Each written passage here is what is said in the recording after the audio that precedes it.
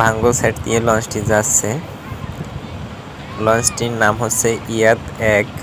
এটি আমতলী আসা যাওয়া করে। পটুয়াখালী জেলার আমতলীতে আসা যাওয়া করে। পায়রা নদী দিয়ে লঞ্চটি আসা যাওয়া করে।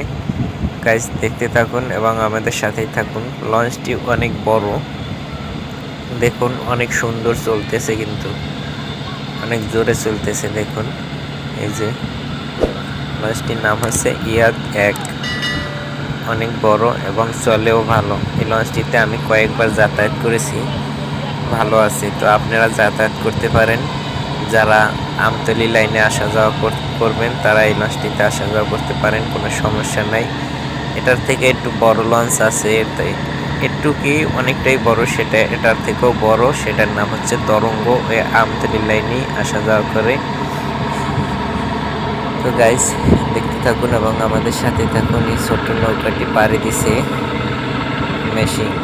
মেশিন আছে, দেখুন কি তুফান। এই যে গাইস অসাধারণ এই বিকালবেলার